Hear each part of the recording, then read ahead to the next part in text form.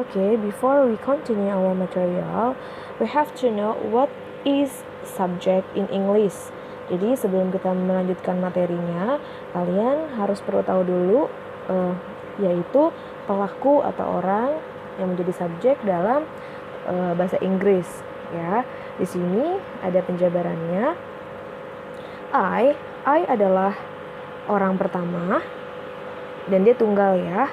Kemudian you, we, they ini adalah termasuk orang kedua. Dan untuk they ini contohnya she and he. Nah, di sini ada kata ganti kan? She adalah kata ganti untuk perempuan, he adalah kata ganti laki-laki. Nah, ada dua orang di sini, berarti untuk penggunaan subjeknya kita menggunakan they. Begitu juga untuk nama. Misalkan Andi and Nina. Nah, Andi adalah satu orang dan Nina juga satu orang, dijumlahkan menjadi dua orang. Nah, untuk they sendiri ini adalah jika pelaku atau subjek atau orangnya itu melebihi dari satu orang, kita menggunakan kata they ya.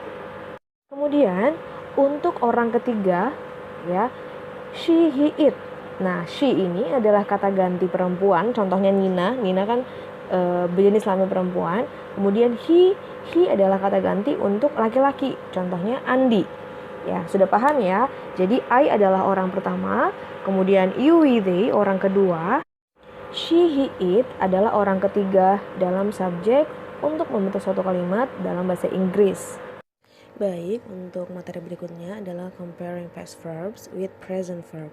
Jadi membandingkan untuk kata kerja bentuk lampau dengan kata kerja bentuk saat ini atau sekarang. Nah, untuk bagaimana penerapannya pada dialog, kita lihat ya. Where did you go last Sunday? Kemana kamu pergi minggu lalu? I went to Menteng Park. How about you?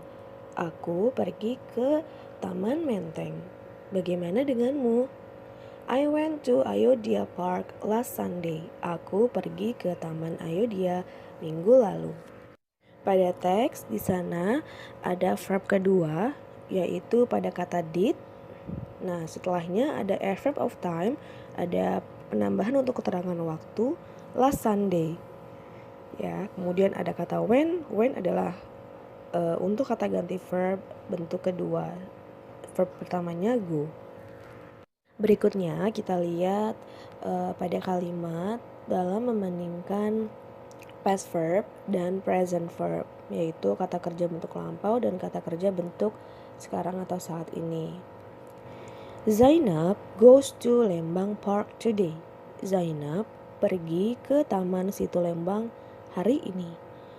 Karena ada keterangan today, yaitu adverb of time untuk present, yaitu pada saat kejadian dan itu sedang berlangsung. Jadi penggunaan untuk verbnya menggunakan go. Nah, karena ada penambahan es karena subjeknya adalah nama orang dan tunggal. She went to Situ Lembang Park yesterday. Dia pergi ke Taman Situ Lembang kemarin. Kita lihat adverb of time-nya menggunakan kata yesterday, artinya kemarin.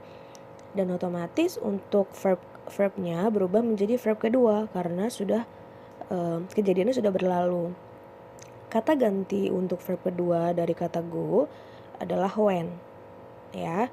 Dan she merupakan kata ganti dari dia perempuan. Zainab goes to Situ Lembang Park today dan she went to Situ Lembang Park yesterday. Keduanya ini adalah memiliki arti yang sama bahwa sedang pergi ke Taman Situ Lembang, tetapi hanya waktunya saja yang berbeda dan juga penggunaan verb yang menggunakan today yaitu merupakan bentuk present tense, yang menggunakan when adalah bentuk past tense. Jadi otomatis kata kerjanya berbeda ya. Kita lihat lagi pada contoh yang lain. Badrun watches television alone every day. Badrun menonton televisi sendirian setiap hari. He watched television alone yesterday. Dia menonton televisi sendirian kemarin. Kedua kata ini memiliki arti yang sama, yaitu sama-sama menonton televisi. Tetapi ada perbedaan juga untuk adverb of time-nya. Every day digunakan untuk kalimat present tense, yaitu yang sedang berlangsung atau terjadi saat itu. Kemudian yesterday adalah adverb of time dari past tense yang menjelaskan bahwa kejadian tersebut sudah lalu atau sudah lampau dan sudah terjadi, ya. Berikutnya kita lihat untuk subjek yang lebih dari satu. My mother and I cook laksa Betawi on Sunday. Ibuku dan aku memasak laksa Betawi pada hari Minggu. We cook laksa Betawi last Sunday. Kami memasak laksa Betawi minggu lalu. Nah, kalian lihat pada kata cook untuk present tidak ada penambahan s atau es, ya, karena di sana subjeknya jamak lebih dari satu, my mother and I. Jadi ada dua orang. Nah, ketika untuk subjeknya itu lebih dari satu, penggunaannya sama seperti they, we, you.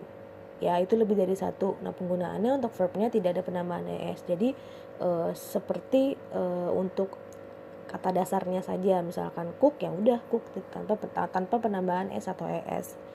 Nah, untuk kata kerja yang kedua bentuk past, cook ada penambahan ed yang tadi sama, bahwa dia termasuk regular verb, jadi hanya ditambah ed saja. Untuk kalimat ini juga ada adverb of time-nya ya. Kalau untuk present-nya itu on Sunday, jadi pada hari Minggu. Nah, kalau untuk past tense last Sunday, minggu lalu. Berikutnya, kita bisa lihat pada tabel di sini ada perbandingan untuk present verb and past verb. Untuk kalian bisa tahu ya bagaimana perubahannya. Dan di sini juga ada perubahannya itu termasuk irregular dan regular. Jadi regular itu hanya tinggal ditambah ed saja. Ini hanya untuk tambahan saja ya nak ya. Kita lihat dari yang kata kerja pertama. Untuk present verbnya go, artinya pergi. Past verbnya when, sama-sama memiliki arti yang sama ya, pergi, cuma penggunaannya saja berbeda pada present verb dan past verb ya, untuk present tense-nya dan past tense-nya. Kemudian eat, makan, menjadi ate di past verb. Kemudian see, melihat, menjadi saw. Watch, menonton, menjadi watched. Stand menjadi stood. Stand artinya berdiri. Run, berlari, menjadi run. Pelafalannya sama ya, cuma bentuk tulisannya berbeda. Speak menjadi spoke, berbicara. Listen menjadi listened, mendengar. Write, menulis, menjadi wrote. Take, mengambil, menjadi took di past verb. Seperti itu ya.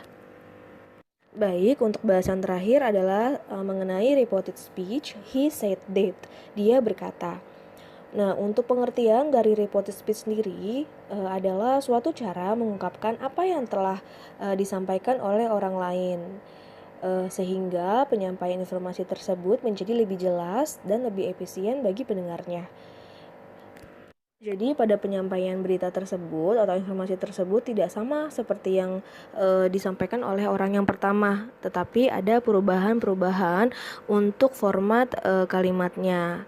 Nah, untuk lebih jelasnya lagi kita lihat pada dialog berikut. Do you know what happened to Mumun? Apakah kamu tahu apa yang terjadi dengan Mumun? She looked very sad. Dia terlihat sangat sedih. Mumun said that her father got a traffic ticket. Mumun berkata bahwa ayahnya terkena tilang atau mendapatkan tilang. That's terrible. Sungguh mengerikan. Pada percakapan terdapat kalimat Mumun said that her father. Nah, ini adalah bentuk dari reported speech, yaitu bentuk melaporkan atau menyatakan informasi dari orang lain ya. Jadi pada dialog ini temannya Mumun menyampaikan apa yang disampaikan oleh Mumun. Jadi menggunakan kata said that. Nah, Mumun ini adalah subjek ya. Kalau subjeknya perempuan bisa diganti she said that Nah, kalau subjeknya laki-laki diganti he said that. Tapi juga boleh juga menggunakan nama orang. Ya, jadi temannya menyampaikan informasi yang didapatkan dari Mumun. Kita lihat pada contoh berikutnya agar kalian bisa lebih paham. Mamat said that he parked his motorcycle in the parking area. Mamat berkata dia memarkirkan motornya di area parkir. Ya, jadi ini bisa jadi yang melaporkan ini temannya, ya. Karena di sana ada kata Mamat said, Mamat berkata, ya, berarti bukan Mamat yang menyampaikan tetapi orang lain. My father said that he repaired his car at an automobile repair shop. Ayahku berkata bahwa dia memperbaiki mobilnya di bengkel perbaikan mobil. Jadi ini yang menyampaikan beritanya bukan ayahnya tetapi anaknya, karena ada kata my father, berarti termasuk ayah dari anak dari ayah ini ya. Zainab told me that her car's tire had a puncture. Zainab memberitahuku bahwa ban mobilnya kempes. Kita lihat pada contoh lain, I'm sleepy. Ada kalimat I'm sleepy, dan ini I'm sleepy ini dikatakan oleh orang yang pertama. Ya, kemudian kita rubah menjadi reported speech. He said that he was sleepy. Dia berkata bahwa dia mengantuk. Kita bisa lihat ada perubahan I menjadi he. Karena ini sudah lampau ya. Jadi untuk perubahan subjeknya itu diganti. Untuk kata gantinya dia laki-laki adalah he. Ditambahkan said that.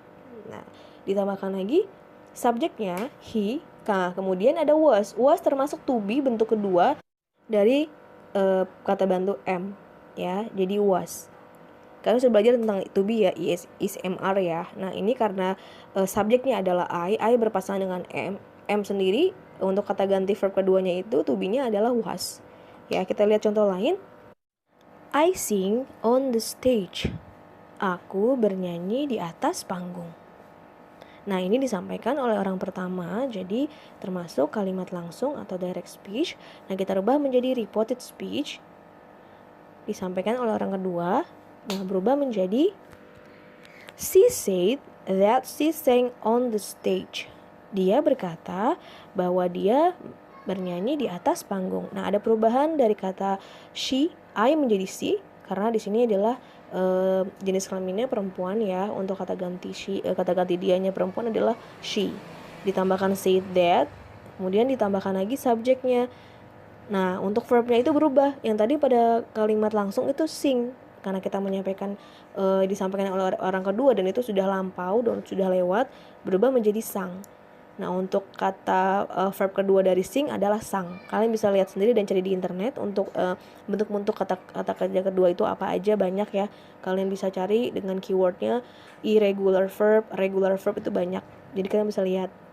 Ya, she said that she sang on the stage. Dia berkata bahwa dia bernyanyi di atas panggung. Ya, jadi berubah ya. I menjadi she, kemudian ditambahkan said that, lalu ada tambah lagi she lagi. Jadi ada dua subjeknya ya penempatannya, di depan sama di tengah. Nah, berubah lagi untuk verbnya sing menjadi sang. Ya, untuk yang selanjutnya mengikuti. Terima kasih banyak ya Nah untuk perhatiannya. Semoga kalian bisa mendapatkan nilai yang terbaik dan dari usaha kalian juga, dan tetap terus bersemangat walaupun kita masih belajar dari rumah saja. Itu saja dari Miss Nur. Miss akhiri. Wassalamualaikum warahmatullahi wabarakatuh.